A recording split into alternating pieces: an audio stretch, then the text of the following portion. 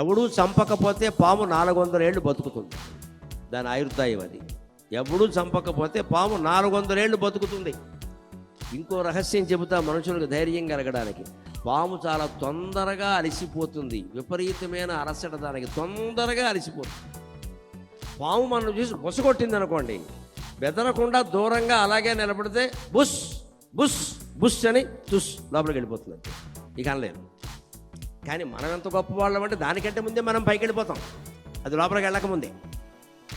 అది బుస్ అనగానే మనం పైకి వెళ్ళిపోయాం. ఇక్కడ అందుకే పాములను పట్టేవాళ్ళు తెలివైన వాళ్ళు. వాడి బలహీనత గమనించాడు. పాము అలసిపోతుంది.